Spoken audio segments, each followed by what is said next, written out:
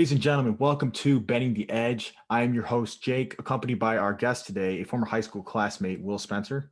That's me. And today we're going to be getting into the top 10 quarterbacks we've ever seen. It's not exactly a top 10 greatest quarterbacks list or anything like that, but we'll get into what exactly that means in just a second. But before we get into that, make sure you subscribe to the channel. I'm going to try to put out a video a week where I'm betting the edge between just general sports talk, football like this, business of sports, and just life in general. First I wanted to jump into time period. So we're both in our early 20s. This is going to be a list where we're really judging quarterbacks based on what we've seen. So we both started kind of watching football around 2003.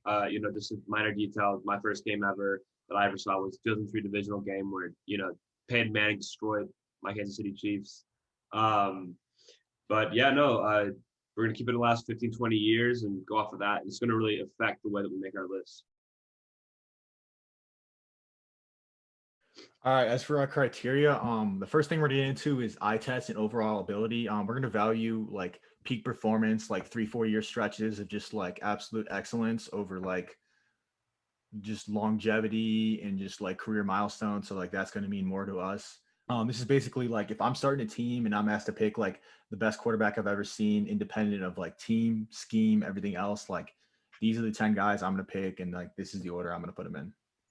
All right, so we're gonna be looking at stats as well as a factor, but really what we're doing is we're not gonna value like huge volume stats, right?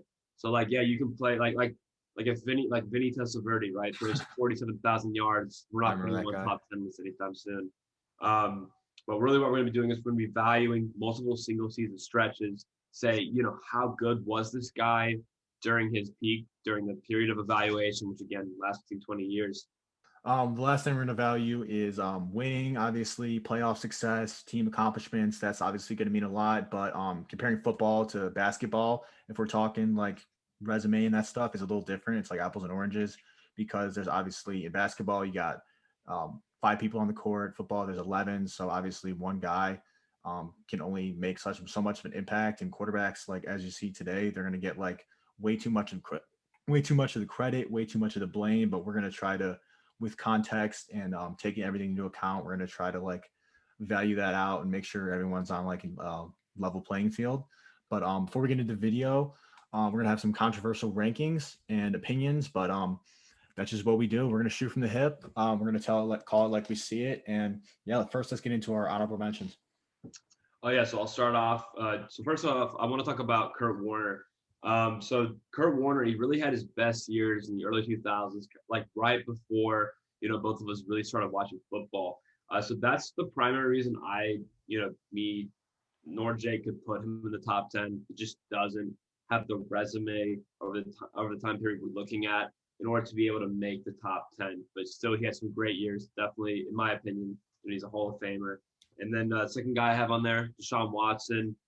He's one of the best young QBs. He's kind of the opposite. He really doesn't have a very large. I don't think he has a large enough body of work. We don't know if this kind of plays consistent from him. He hasn't had a lot of like playoff success. Hasn't won an MVP, nothing like that. But I do think he's a great young quarterback, and I do think he has a shot at he would definitely kind of crack this list if he played 3, 4 years, maybe more. First guy I'm going to talk about my honorable mentions is Cam Newton. He's easily one of the most physically gifted quarterbacks I've ever seen. And if he was at his peak, like if we're talking like the year he led the Panthers to the Super Bowl, he would easily be like probably like around 7 or 8 on my list. The only problem with that is his peak was so short and his career was plagued by injuries and inconsistencies. So that's why I couldn't have him in my top 10.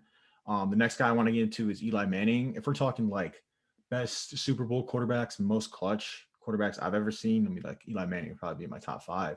But in terms of like the regular season, I thought he was just like above average. He had a few really nice seasons, but only like 1 or 2 of them, I would say, like he was among like the upper echelon of quarterbacks, and he was pretty turnover prone. He had a couple Mhm.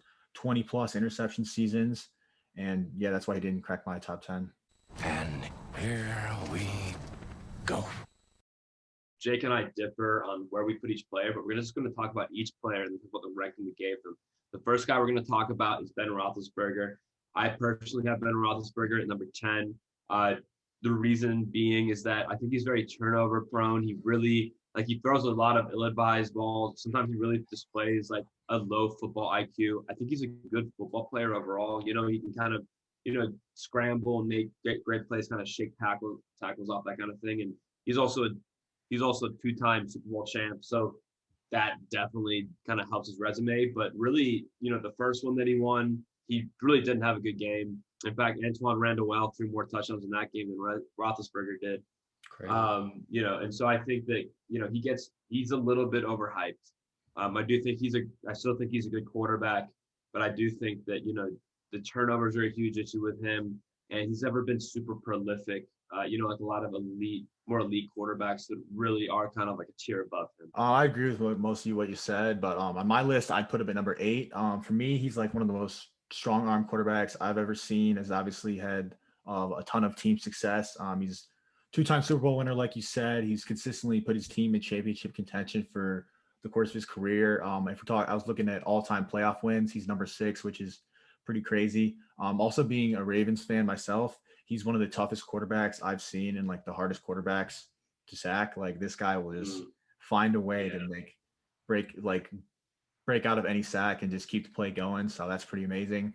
I would agree with what you said. I wouldn't never at any point would I say he was like a top 3 quarterback in the league. So that's why I wouldn't put him any higher. Number 8 for me. And he's also, like you said, more turnover prone than most quarterbacks.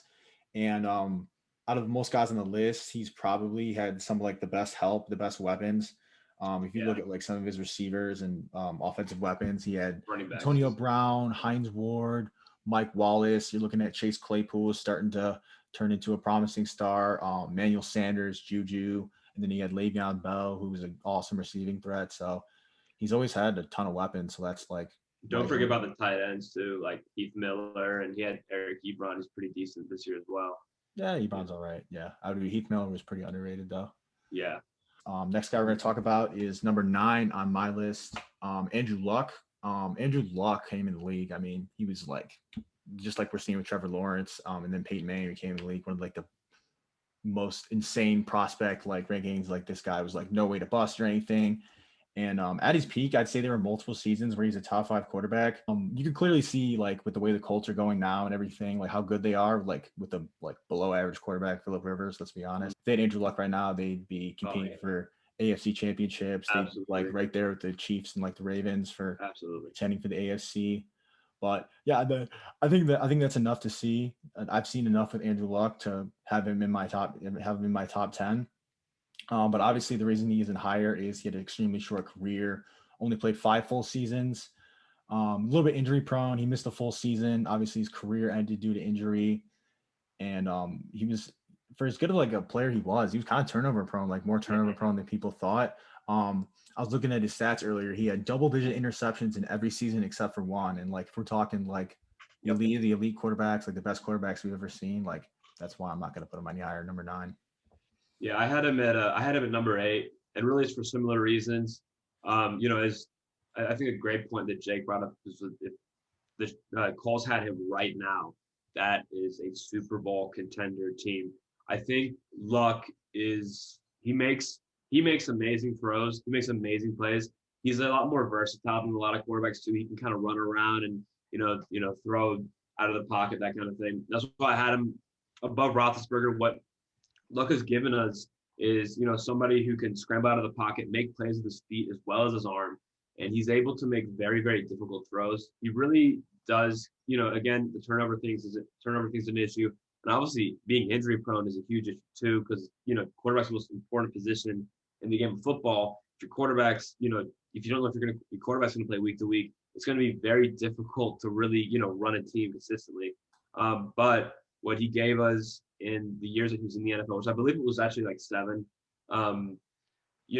Definitely, I definitely think he deserves, a top 10 spot. So next we're going to move into Matt Ryan.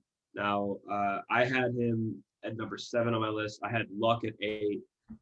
So I had him at 10. Yeah. But I had him at 7. And in like the last 10 years, he's been very consistent with his play, consistently putting up, 4,000-yard years. He's had a lot of help, though. He's had, Julio Jones, that kind of thing. He's one of the best receivers we've ever seen, ever. I'd say Julio Jones by now, as a separate point, is a top 10 receiver of all time. But, Really. he had that one really great year. I think it was, the 2016 MVP season where they went to the Super Bowl and, played the Patriots, and he took Tom Brady to overtime in that game, which, he had a good performance, right? A lot of quarterbacks, they get their one shot and they just show up and they cannot do anything. They throw 3 interceptions, 2 interceptions, or whatever. Matt Ryan looked ready to go right from the get-go. He came out there, his team was ready to play, and it kind of, I actually had a lot of respect for him, even though, they choked or whatever. I really had I grew a lot of respect for Matt Ryan, because some quarterbacks just can't do that at all. And he showed that he can kind of perform in big spots. But he ended up losing those games, of course, which is one of the big negatives. And outside of that MVP season, he's never really been truly elite. And he's also had Julio Jones his whole career.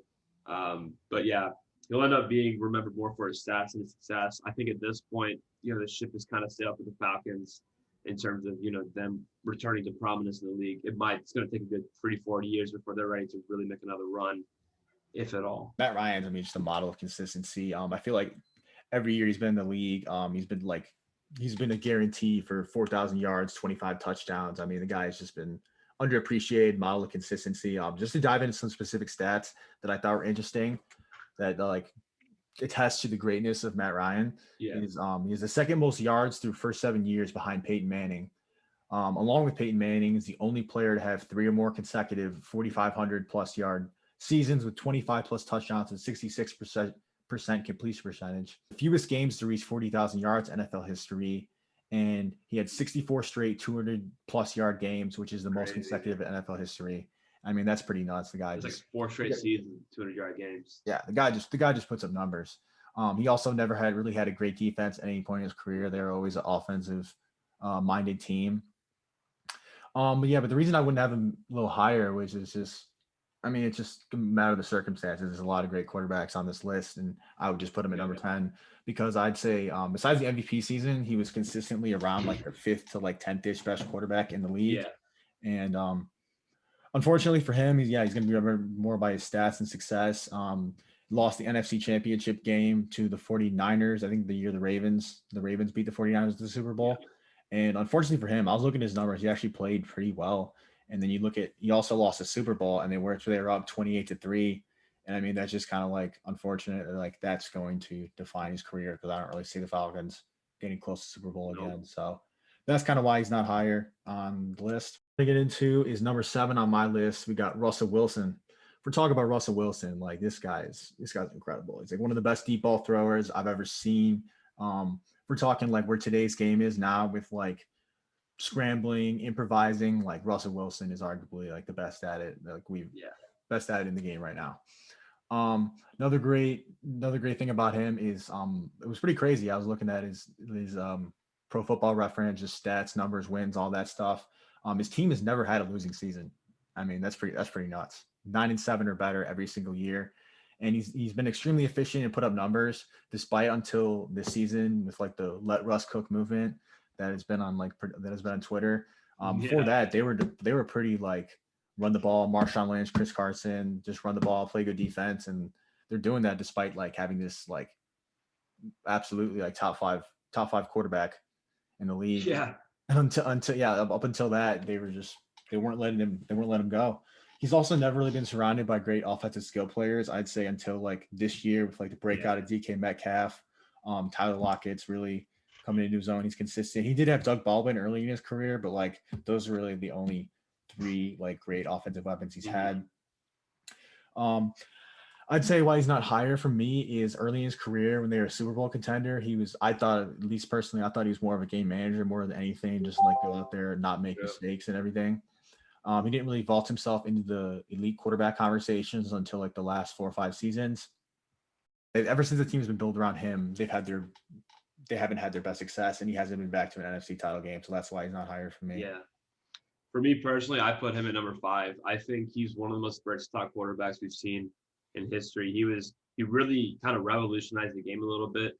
You really see that with how Kyler Murray was taken first. He really kind of paved the way for like shorter quarterbacks to be taken in the draft 100%. because he was obviously a steal in the third round where he was taken. And he really just kind of proved that, short guys who are mobile can kind of do it, right? And he's, if he wasn't around, Kyler Murray would have been a third round draft pick himself, right?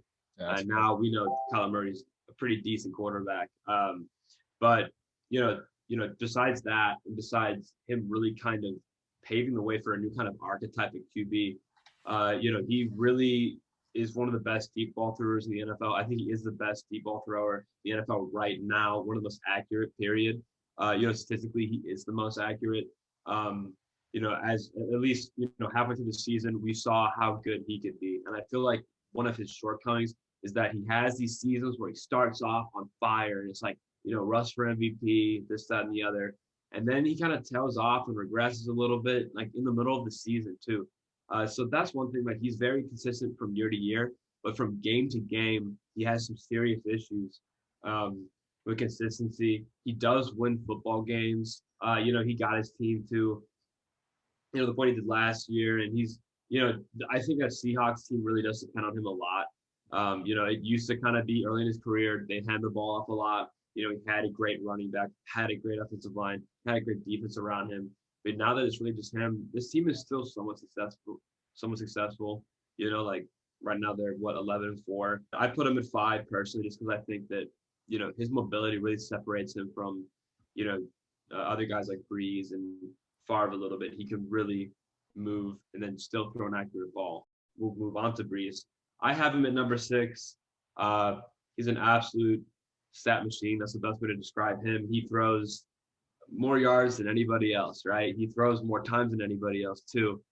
He really is a volume monster, and he is one of the more accurate quarterbacks in the NFL. He's very consistent game to game. He'll complete a lot of passes. He doesn't really have a lot of games where it's like, oh my goodness, he torched them, right? Like that was crazy. But he does have games where it's like, that was a great game from him, that kind of thing. Now, one of the issues I have with him is that his playoff performances have left a lot to be desired at times. Now, he did put his team in a position, a couple years, what was it, like 2-3 years ago, where they played the Rams, and I'm gonna say right now, he got robbed.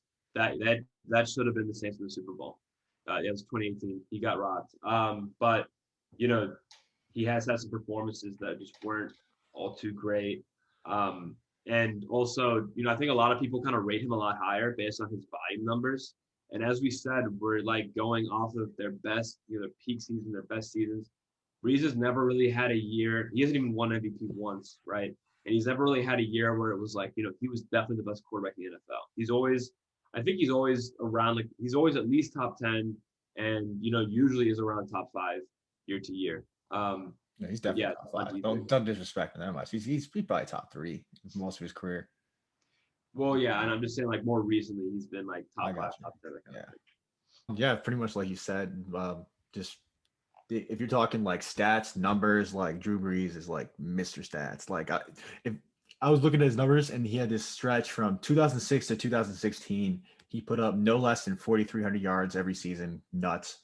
If we look at 5,000-yard seasons, there's only been 12 people to do that in history. Drew Brees has done it 5 times. No other quarterback has done it more than once, which is absurd. If we're looking at all-time numbers, that's obviously not the big driving point of our list, but I mean, it definitely means something. The guy's second all-time in touchdowns is Tom Brady. He's first in passing yards, first completion percentage. So, I mean, that's impressive. He's incredible longevity. It's pretty amazing that he's been this good for this long in his early 40s. Like, quarterbacks like 10 years ago were not playing this long. Like, at 35, like, you're drafting another quarterback to replace him. Not the case with Drew Brees and some other guys. I'd say why he isn't higher for me. I also have him number 6.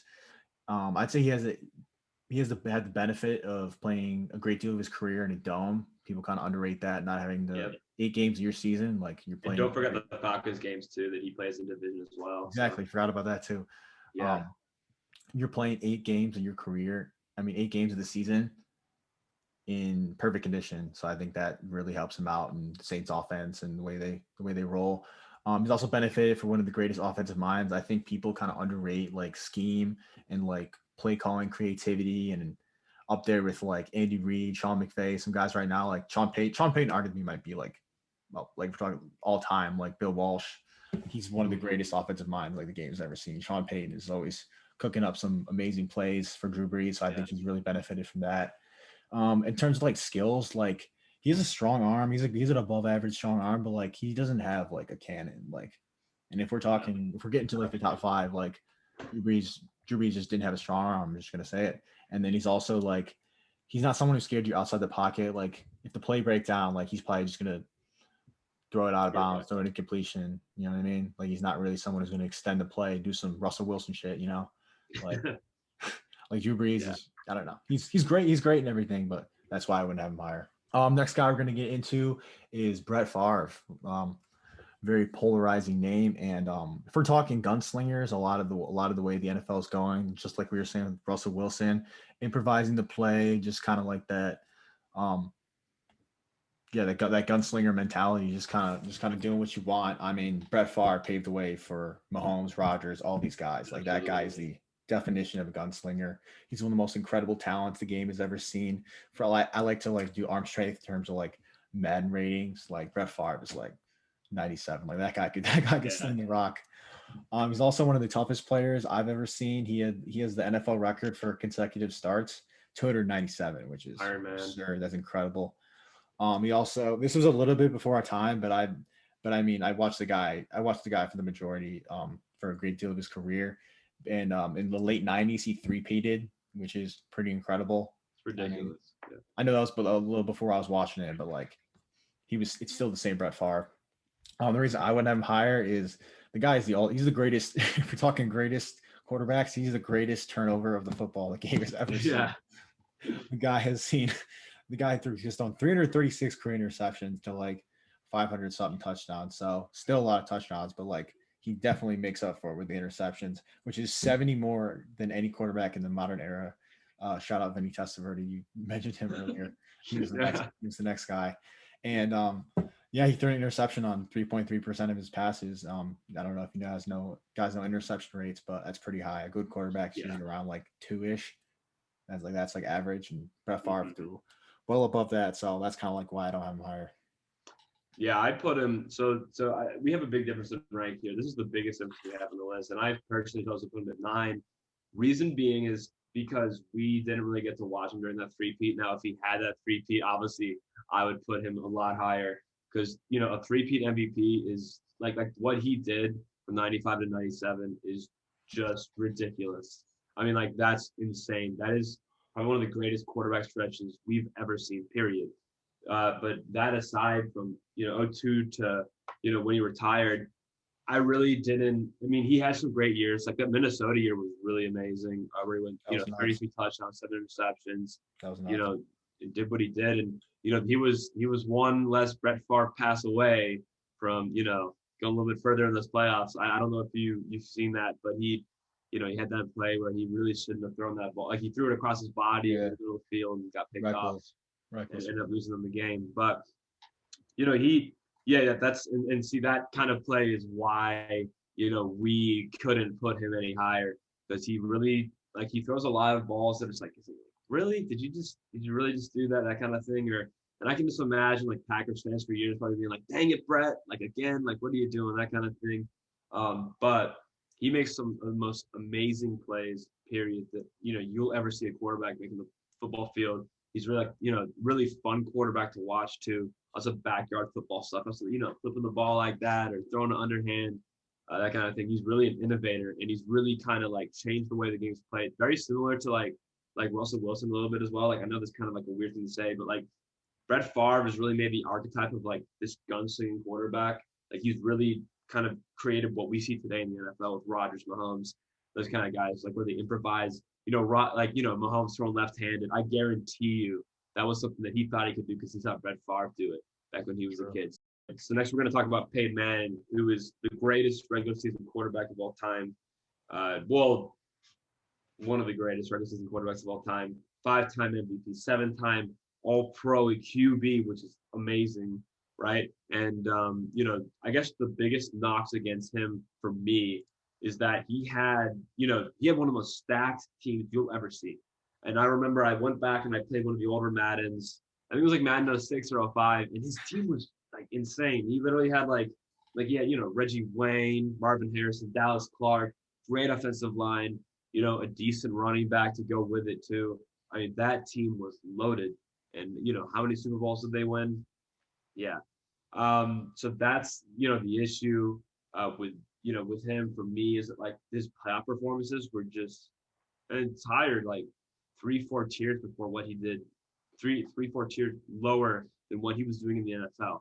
He was on fire. He'd be on fire all year. He had that year where the Broncos he threw 55 touchdowns. He was in the Broncos, went to the Super Bowl and got blown out by the Seahawks, which was just like it was unreal to watch for me. I couldn't believe what I was seeing. And that's what I talked about when earlier I talked about Matt Ryan and how he came and had a great performance. And that, how some quarterbacks come in and like have these terrible performances in big games. That's an example of one right there where Manning came in and he was flat the whole game. And then he had, that game against the Saints where he threw that they were going on the field to tie the game in the fourth quarter. And instead of, tying the game up, Manning throws a pick six, and that's pretty much it. Tracy Porter goes all the way.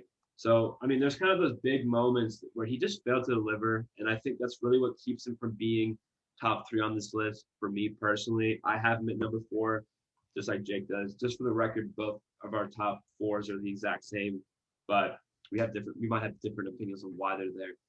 But I do have him at 4 because he just didn't have that. You know what I mean? He just didn't perform well off the pass for me to put him any higher. Yeah, just like you said, the sheriff. I mean, Peyton Manning, he was just incredible. He was probably the smartest quarterback of all time. Obviously, it's not something we can really measure, but just based off like what other NFL players, other NFL coaches have said about him, and just like the way he was just like an offensive coordinator on the field, just like a juggernaut of an offensive mind. I think that's pretty incredible. I think that was part of his greatness. Like you said, he's probably the greatest regular season quarterback of all time. Insane statistics at his peak. In his prime, honestly, when I was younger, like when Brady won his first 3 Super Bowls, I thought he was better than Tom Brady in that time period, in my opinion. 5-time MVP, 7-time All Pro, which is much as Breeze, Brady, Rogers, Wilson, and Mahomes combined. So that's pretty nuts. Right. But really the thing that keeps him from being higher and then getting into the top 3 is people say he's like a 2-time Super Bowl champ. Like he's really a 1-time Super Bowl champ. Like that year he won with Denver, he was like among the worst starting quarterbacks. It's about Miller's championship. They were almost ready. They were almost better with Brock Osweiler than Peyton Manning. So I mean, he really only won one Super Bowl. That's why we talk about like context to rings. Like he won 1 Super Bowl. He didn't really win 2. Mm-hmm. Yeah, like not he was also not like a choke artist by any means, but like compared to his regular season performances, like it just wasn't on par with like the way he played in the playoffs. And he was also blessed by some of the best offensive weapons, probably of anyone on this list. You talk about Indianapolis, he had Marvin Harrison, Reggie Wayne, Dallas Clark, Edgerrin James, Hall of Fame running back. And then in Denver, he goes on Demaryius Thomas, Eric Decker, Wes Welker.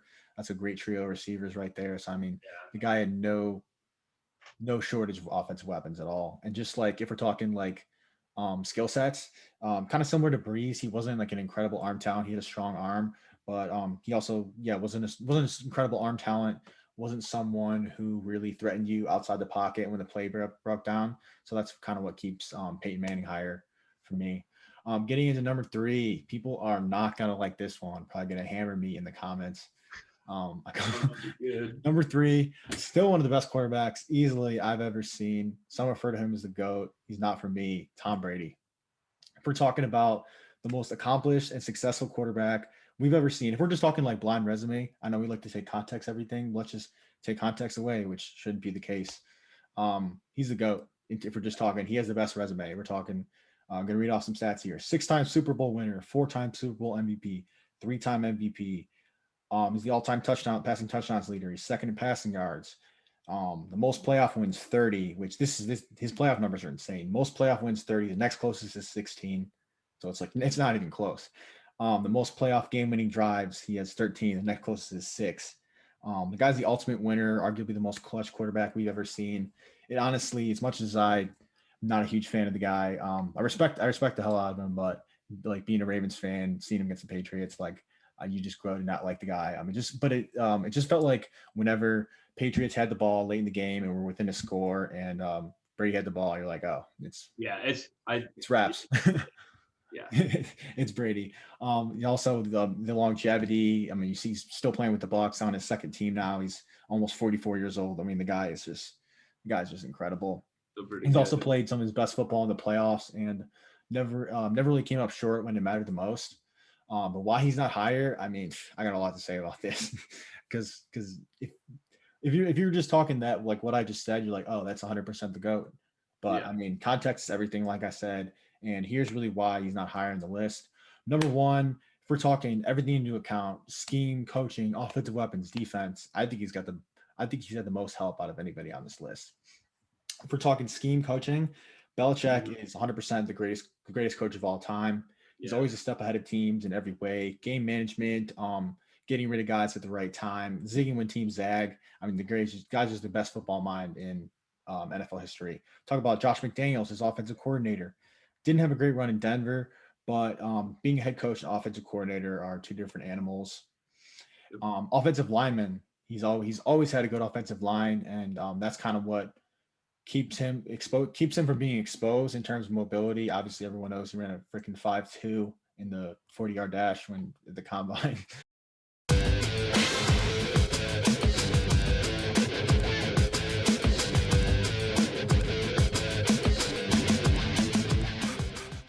So the guy can't really move. So what keeps that from being exposed is that he's always had a good offensive line. We talk about Matt Light, Logan Mankins, Nate Solder, Sebastian Vollmer, Dan Coppin, Joe Tooney. Like I know a lot of people don't know offensive linemen, but like he's always had a good offensive line, and those are some great guys around him.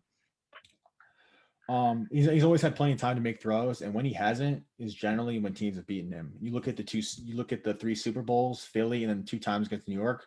They beat them because they put pressure on Tom Brady, and he got sacked. I remember when they lost to Denver, when Denver, I don't know if they won the Super Bowl that year. I think it was either they won the Super Bowl or lost to the Seahawks. It was the year Von Miller was going crazy. They lost. The Patriots. Patriots and Tom Brady lost to the Broncos because Von Miller and those guys were put all kinds of heat on him. Next thing I would say is the defense. 15 out of 18 seasons, the Patriots have been a top 10 scoring defense. I mean, the guys had a top 10 defense for almost his entire career. You look at the first 3 Super Bowls, they had Richard Seymour, Willie McGinnis, Vince Wilfork, Teddy Bruschi, Ty Law, Asante Samuel, Rodney Harrison. Look at the last 3 Super Bowls, they had Stephon Gilmore, Devin McCourty, Akeem Talib, Revis, Dante Hightower, Jamie Collins, Van Noy, Chandler Jones. The list goes on. Like the guy has had Pro Bowlers all over the defense, and that's really not been something he's had to worry about at all. Unlike some of the guys on this list, um, it's just one less thing he has to worry about. Just like he knows he's going to get the ball back with a chance to score because his defense is always going to put him in that position. And then we're talking about offensive weapons. Like I can agree. Like outside of Randy Moss and Wes Welker and Julian Edelman, who don't get enough respect, in terms of just strictly wide receivers, he hasn't had the best. But in terms of tight ends, Rob Gronkowski, the greatest tight end of all time, Aaron Hernandez, another great Swiss Army knife that you could throw around for a couple years. And then you had running backs like Corey Dillon, who was really great. People forget about him. And then I know like a third down pass catching back doesn't seem like a lot, but like Brady uses his running backs a lot. And he had James White, Kevin Falk, Denny Woodhead. Like those guys really, really helped out Brady. And that's something that goes under the radar. So just going off of that, first point I wanted to make was, when Jake was talking about how Brady is so good, like what he's good at finishing games. Like if he has an opportunity to win the game on a drive, he's going to do it. And he is so good at it that, in fact, so I'm a Chiefs fan. I remember the 2018 AFC Championship game, and they won that coin toss. And I'll be honest, I turned the game off because Brady is he's just that ruthlessly efficient. Like, yeah, sure, he dipped and dunked his way to whatever. But if it's so easy, then why don't most quarterbacks do it? And the thing is, when he throws a pass, well, like I said, most quarterbacks do it. But, like he's just like, very consistent every game. If he's in a big spot, Brady is so reliable. But again, his shortcomings are really just like it's we've watched this year the Buccaneers, and he still looks like a pretty good quarterback. Yeah. So I mean, obviously he's number 3 on this list, right? he's the third greatest quarterback we've ever seen play with our own two eyes. So that's saying a lot. I think that, we kind of have to defend our point more in terms of like why he's not number one than we do as to why he's not, why he's not lower. Like I think 3 is pretty much the lowest we could possibly put him, right? Yeah. But he really is something. He really is, he's definitely above Manning in my opinion because of his playoff performance. He's very consistent in the playoffs, and he's very just consistent in general. He doesn't really have a lot of games where it's like, 0 touchdowns and 3 picks or whatever. He doesn't really have those kinds of games a lot. He's usually, like this year, yeah, we've seen some of it with, the new coaching that came in, that kind of thing. But when he was on the Patriots, this guy was a model of efficiency, a model of consistency, especially in the playoffs, which you love to see out of your quarterback. If you know what you're getting game in, game out, going into the playoffs, it's really important to have that kind of thing because now you can, Brady's the independent variable. Okay, so now what are we going to do around him? What are we going to build around him, And before you get into the next guy on the list, I forgot to bring this up, but another reason outside of just all the things around him, but I'd say from a skill standpoint, if you were to watch his greatest throws and put them against the top 2 guys above who are going to be on our list, I wouldn't say they wouldn't even, his best throws wouldn't even make the top 25. No. Like, he just doesn't. He isn't someone like, I'm not saying it's all about making flashy, amazing throws, but like in terms of like degree of difficulty and doing things that others cannot do, I'd say these guys are more impressive to me than anything I've seen from Brady. People aren't going to like that, but I mean, I'm going to call it how I see it, and that's just what I say. He's great in terms of being in clutch, resilient, playing for all this while being a winner for whatever that means. But in terms of like skill set, I'd say there's guys I would take before him if I'm picking quarterbacks. And who's that next guy? Yeah, and just one more thing about Brady is that I think what makes Brady so great is his decision making on the field. He really does usually choose the best guy to throw to each play, which is incredible. Originally, what makes him one of the greatest quarterbacks of all time. These next 2 guys are guys that we thought are better than Brady in terms of their skill set. Now, this is going to be very controversial. And number 2, we have Patrick Mahomes. Now, I know this is crazy. It sounds a little bit crazy, right? He's only 25, but look at his resume for a second. He's already won a Super Bowl, already won a Super Bowl MVP, and he's already won an MVP. And we've already seen 3 years of him being an excellent quarterback. I mean, like this year, I commented before, Jake and I did this. I was saying, like, this year, it felt like Mahomes was playing so, like, average. Like, I watched each game, like, oh, yeah, that's typical. He does it all the time. Yeah, but he got 4,700 yards and 38 touchdowns. Yeah. It's just like, it just like with Mahomes, it just looks like it just seems like it's nothing. Like, he just goes out there, throws 300 yards, 3 touchdowns. It's like, yeah, that was good. And the number 1 guy on our list does that as well. That's why he's up there. But, Mahomes is one of those guys, who just, it seems like, so this is a great point that, Jake is going to like talk about. Is like, he's kind of like, he has that like Michael Jordan it factor, right? So you saw, I mean, last year in the playoffs really showed you why he's great. Now, as I said before, Peyton Manning, regular season guy, goes in, not that great. Mahomes, great in the regular season. In the playoffs, he's a different beast. But are you a different animal and the same beast? What the does that mean, Kobe Bryant? So we saw that Texans game, right? Oh no, they're down 24-0. I'm a Chiefs fan, so all of a sudden I was like, oh, I can't believe this. Like, the team was so great. Next thing you know, 4 touchdowns in 1 quarter. I mean, we're already in the lead, and then after that, he just blows them out. I mean, he just puts the pedal to the metal, and the game's over pretty quickly. It was like, it went from like, are we gonna come back to how many points are we gonna score? Then the next week he just comes out. Tennessee, kind of a slow start. And then into that second half, we end up getting around, I think it was, after that Sammy Watkins touchdown, I remember that because I was so excited. That was the moment I knew the Chiefs were going to the Super Bowl that year. Slings it way down the field to Watkins! Sammy Watkins for the touchdown! And that Sammy Watkins throw, just so easy for him. He just rips it 60 yards down the field. Watkins touchdown, 35-17, and this is coming back. So, he's a guy that we have this high because he's so good all the time. He's better at throwing the football than pretty much anyone I've ever seen. Yeah, he's unbelievable. To put it in a nutshell. Yeah.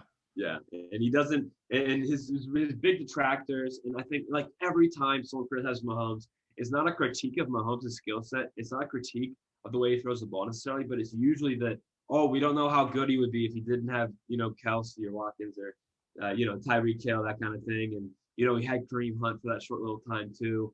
That, he was really good then. He always had Andy Reid, that kind of thing. So a lot of the things that go against him, I think like as he gets into his career, a lot of the things, all the arguments we're going to have against him are going to be very similar to, the arguments that people present against Brady as well, where it's like, how good is he outside of the scheme, right? And I think, as Brady's proven, Brady can be pretty good outside of the scheme. Right now, like he's a top 10 quarterback in the NFL. But, I think Mahomes, you're going to see a similar thing. Once he gets older, those weapons are going to be there, but Mahomes will still be as great as he is. We just, you just got to wait and see. And, I think Jake and I would be willing to put our money on that he's going to be great, even well past these, this great first 4 years he's had. Yeah. Number 2, Patrick Mahomes. I mean, I know it's early, he's 25, but this is the best start to a career we've ever seen ever. Like, I don't know. I don't really need to see much more of this other than one guy. Obviously, I've never seen a greater throw of the football than Patrick Mahomes. I mean, just in terms of like arm strength, accuracy, making difficult throws, making the right throws. I mean, he's not just flashy. I mean, he makes the right plays too. There's not really been many people I've ever seen like Patrick Mahomes. Like even look at the playoff run last year, which is just incredible. Yeah, he was down. Texans game, they're down 24-0 in divisional. This is the number 2 seed. They're the number 2 seed against the Texans. Texans are clearly probably a less talented team, but they're down 24-0. But it's just like you mentioned earlier when I was talking about like that. Mahomes has that Michael Jordan like invincibility. Just like even though they're down 24-0, you're like, oh, no stress. He has no stress. They're gonna come back. The whole team, and he just like his energy is just contagious. Like it just blows throughout the whole team of the Chiefs offense, the Chiefs entire team. Yeah, the guy there's no doubt in your mind that he's going to tie up the game eventually, lead them to win. He's down 24-0 against the Texans, come back and win. He's down down 10 against the Titans. They go on a 28-7 run to win the game. The 49ers in the Super Bowl, which honestly, like we know, obviously the standard for Patrick Mahomes is so high. He honestly played a pretty decent game, but it wasn't like at the level that we were accustomed to seeing with Patrick Mahomes. And so they're down 10 in the third quarter, 21-point rally. Yeah, there's never a doubt in your mind that he's gonna come back and tie the game up and lead them to a win. Reason he's not higher. Just a quick interjection. It was actually they were down 10 with like 8 minutes left in the fourth quarter. Actually. Yeah, it was honestly a lot of people thought the Niners were gonna come and win because the Niners are a complete team. Dude, I didn't even think that. I didn't even think that the Chiefs were able to come back in that game. I'm not even lying. And like Mahomes, like made me a believer, right? But yeah. But yeah, the guy really doesn't. If you're just talking like skill set, like arm strength, release, accuracy, footwork, making plays outside the pocket, mobility, rushing, like the guy really doesn't have a weakness, which is scary and why he's number 2. And eventually, honestly, if his career trajectory is insane. If he stays on this like same trajectory, he's probably gonna end up being number 1. But like you talk about with like weapons. That's probably the reason I wouldn't have him number 1 is because the guy who's number 1 has done it for longer. He's done very similar things, but for very longer and without necessarily the same weapons. I heard Matt Kellerman on First Take refer to his weapons as an embarrassment of riches. I mean, it's just absurd. I mean, you got Travis Kelce, the best receiving tight end in the game, arguably the best tight end in the game, period. Tyreek Hill, probably the most dangerous weapon in football. Sammy Watkins, a great number 2 receiver. Mecole Hardman, not a complete receiver, but extremely fast, threatens teams. He had Kareem Hunt the 1 year.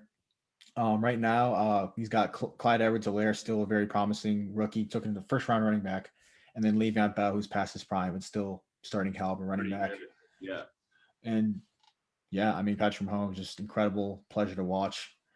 As for number 1 on our list, I'm going to stand on this hill to the day I die. I've argued with a lot of my friends, a lot of people. Aaron Rodgers is the greatest quarterback I've ever seen. And that's just facts. I mean, He's the most impressive and most efficient statistical quarterback we've ever seen. Diving into some of his numbers here. Highest career passer rating with a minimum of 5 seasons. He's a passer rating of 103.7. Fastest quarterback to 400 touchdowns in NFL history. He's thrown 408 touchdowns to just 89 interceptions, which is just absurd. If we compare him to the other 6 400 touchdown quarterbacks when they reach the milestone, we've got Brady, who has thrown, this is comparing the interceptions. Brady's thrown 143 interceptions, Breeze 196, Manning 198, Rivers 202, Marino 231, Favre 258. If we're talking touchdown interception ratio, the guy's thrown 4.5 touchdowns for every interception. Brady was the next closest at a ratio of about 2.8 touchdowns for every interception. And the guy's a 2-time NFL MVP and All-Pro. We're shooting this on January 2nd. So he's going to be, I mean, with the way, as long as he doesn't crap the bed against the Bears, he's going to be a 3-time All-Pro. He's going to be a 3-time MVP. And we're just like we talk about with Mahomes, they're very similar in their skill sets. Like, they're just one of the strongest arms we've ever seen, quickest releases, quite possibly the most accurate. I mean, the guy is just incredible. Like, you hear so many former players and current players and coaches as well. I mean, all of them being Hall of Famers. Threw the football great. I've never seen anyone throw the football like Aaron Rodgers. He's the best quarterback ever. Because, like, if we did, right, so if we were just putting things we want, characteristics we want in a quarterback, physical traits, right, if you was like, hey, long ball, of all time, you'd rank him in the top 5. Accuracy, of all time, you'd rank him in the top 5. Throwing the ball on the run, you'd rank him in the top 5. So as we would go down these quarterbacks and rank their physical attributes, there would be no quarterback that finished with a higher total ranking than Aaron Rodgers. This is a fact, and I don't know if you agree. I hope you do. Aaron Rodgers is the greatest thrower of the football in the history of the NFL. Because guys like my dad and Dan Marino and Boomer Esiason, who I've been around, they go, man, I've never seen anybody like Aaron Rodgers. He is the greatest arm in the history of the sport. He's got him and Dan Marino probably the quickest release in the history of the sport. He's incredibly athletic, right? I mean, it's not Steve Young, but it's close to that, and especially his ability to sit in the pocket and jump around. And then we're talking about a guy who plays a game like, you know, backyard football, but never throws interceptions. He's a gunslinger that's like the greatest protector of the ball we've ever seen. When you take away, like, obviously team success matters and everything like we talk about, but if you take away, strip away all that and just look at them like who they are independently, I mean, I think that matters a lot. And then he's also the guy who played before him, Brett Favre. He's just as good as gunslinger he is, but without the interceptions. If you said in what was it, like 2008 or whenever Aaron Rodgers took over, Aaron Rodgers is going to be as good a gunslinger as him, but without the interceptions, you'd be like, oh, that's the greatest quarterback of all time. I'm like, yeah, it is. And he's done all this despite like not having a creative offensive coordinator. We're seeing right now Mike McCarthy back into the league with Dallas. I mean, they might make the playoffs this year just because the NFC East is terrible, but they're not doing very well. They're not doing well. So I think that kind of shows with his recent success, independent from Rodgers. It shows kind of like Mike McCarthy was kind of carried by Rodgers, and Rodgers was really the reason that team was so great. And you look at like Matt LaFleur, you'd say, oh, Matt LaFleur is a great coach. Well, what was Matt? I know they're going to be 13-3 the first 2 seasons under LaFleur, but look at Matt LaFleur as an offensive coordinator with the Titans before he had Aaron Rodgers. They were 27th. So that guy's not I wouldn't really consider that guy like a genius offensive mind if his offense is 27th for Aaron Rodgers. And then we're looking at his defenses. He's at an average to below defense for most of his career. We talk about how Brady had 15 top 10 defense for 15 out of 18. Rodgers has had a defense outside the top 10 for 10 out of 13 of his seasons. So that's literally like the opposite of Brady in terms of defense. And then we're talking about his front office. I know a lot of Packers fans. I know they've been pretty upset that he has failed to the front office has failed to invest free money in free agents or put draft capital into putting weapons around him. This season was a couple weeks ago, was the first time he threw a pass to a first-round receiver at the age of 37, and it was Tavon Austin, who has not turned out very well. And in this past draft class, despite loaded receiver class with like guys like CeeDee Lamb, Higgins, Jerry Jeudy, all those guys, just a historical receiver class. They just decided to take his eventual replacement at the back end of the first round. I don't think I'm done by any stretch of the imagination, even though some people may have thought so in the offseason. And then take a backup running back. And this was coming off a game where they went to the NFC Championship and got steamrolled by the 49ers, 49ers run game. And I think that just kind of shows you like the front office just never he's done so well despite a front office not really. They're on another planet right now, dude. They don't even know what they're doing. Yeah. Just this guy, I've never seen someone carry a whole team and organization like Aaron Rodgers. I mean, without him, they're 6-10, most likely 4-12 at best. I forgot to talk about this earlier, but the Patriots without Tom Brady, the year after they went to the Super Bowl, they won 11-5 next year with Matt Castle. You're a Chiefs fan. How good was Matt Castle? I mean, average quarterback at best. He had like one decent year after that, and then he was just They go 11-5 without Brady the year he tore his ACL, I think, and then the year he served the Deflategate suspension, they went 3-1 without him with a combination of Jimmy G and Brissett. I mean, that just kind of shows you. I'm not saying like I know people say like major like real Tom Brady haters say he's a system quarterback. He's not a system quarterback, but I mean he definitely benefits from the system. And Aaron Rodgers is the system in Green Bay. That's what makes him great. Yeah. I mean, we've seen like the season he went down, they were just absolute garbage. In terms of cons, like what people would say about him, obviously he's only got one Super Bowl ring, but we like to talk about context, obviously. And I think it's crazy that every single playoff loss he's had throughout his career, defense has allowed 37 plus points, or he has led a game tying drive and he failed to get the ball back to get a chance to score again because the defense didn't get him the ball back. And I understand his playoff record doesn't scream GOAT. He only has one Super Bowl. I think he's 10-7 or 10-8 in his playoff career. But I just don't see how you can blame his performance on him in those losses. And then another thing you could say is I will agree that he has had a pretty decent amount of offensive weapons, especially at receiver. He's had guys like Devontae Adams, Jordy Nelson, Greg Jennings, Randall Cobb, James Jones, solid. And then he's got Aaron Jones, a great weapon out of the backfield. So, I mean, the guy's had weapons, but, I mean, he's still the greatest quarterback of all time to me. Yeah, it's kind of just branching off of some of the stuff that, Jake said. One thing I do want to say is that I might have a different opinion on this than Jake does, but I do believe that some of his playoff losses were, fault of his own. He did have some games where he maybe could have played better. He could have done certain things better. However, he does have that clutch factor too. I think that's an important thing to talk about, is that whenever the chips are down, Rodgers will come back in the game as well. He has that factor, just like, Mahomes and Brady have. Rodgers has that. But the issue with Rodgers is that he's played in, an organization that really hasn't surrounded him with the most. Like, imagine how good they would be this year if they had went out and got someone like CeeDee Lamb or Justin Jefferson or something like that. Well, they couldn't have got Clay. I mean, those guys went in the top 15, but like when they picked at 30, there was still like, I think like Brandon Ayuk was right around there. Chase Claypool, like he could have imagined that across from Devontae Adams. One of the greatest receiver classes we've ever seen, pretty much. Is like in this year, like alone, like we've seen so many good receivers. If they just drafted even one of them, I mean, this team would be Super Bowl favorites, maybe. I mean, like this team like would have been way better. Instead, they go out and get a backup running back. Like, excuse me. I mean, yeah, AJ Dillon did look pretty good last week.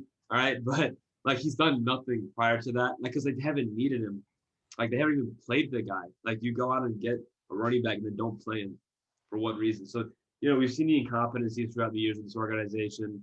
They've, Mike McCarthy, known for, showing up late to meetings. He's missing meetings while like sitting in his office eating food. Like, the dude had no motivation.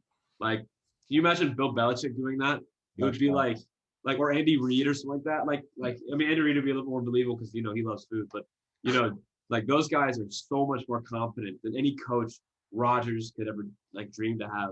Like, I think LaFleur is definitely a step up from McCarthy. I think LaFleur, to be honest, I'm gonna give him a little bit of credit. I think he's above average, but I don't think he's like Andy Reid or like Kyle Shanahan or something like that, where he's invented like where everyone wants to be like him. You know what I mean? Like Like teams will go out and the reason they went out and get LaFleur is because of guys like Sean McVay. Yeah, Sean McVay. The story was like if you were in the same room as Sean McVay, you got like a head coaching job. Yeah, but Sean McVay is like another good example of a coach who's very creative. I mean, that dude is like literally making Jared Goff look good. Let's give him a little bit of credit, right? But so that's a separate point. But at first decent, but I think Rodgers makes him just look that much better. And I think Rodgers really turned it up this year because the organization went and got Jordan Love, and he's like, oh, no, you don't. Like, no, you don't. He's having one of his best years. I'd say probably his second best year besides that record-setting season he had in 2011 where he had like the highest rating of all time and 46 touchdowns, just ridiculous. He's clinical, or 40 45. He's been clinical all year. He had one bad game. Besides that, I mean, he's been completely ridiculous, almost unbreakable. Last week we saw it. It was like clockwork. And again, just like Mahomes, he makes it look so easy. Like an average game for him, 3 touchdowns, no picks, 300 yards. He makes it look simple. And it's like most quarterbacks are like, oh my gosh, like, they went off, they tore that other team a new one. With Rodgers, like, oh, okay, nice, good job, dude.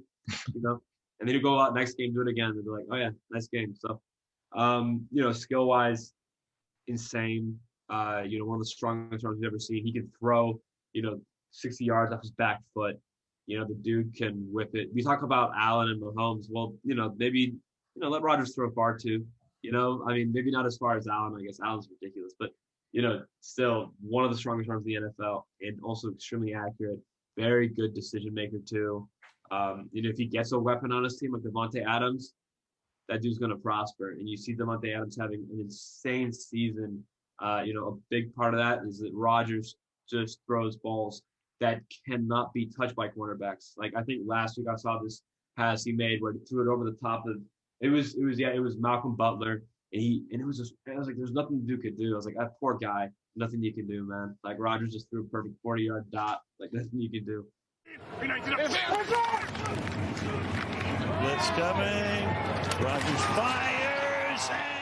The dude's just a monster, very consistent, and he does everything. He doesn't have a weakness either. Very similar to Mahomes. I don't think he's the runner that Mahomes is, the scrambler that Mahomes is necessarily, but he can definitely scramble a little bit. He's not a liability in the pocket like Brady or Manning are. After hearing all of this, I'm sure you guys have something to say.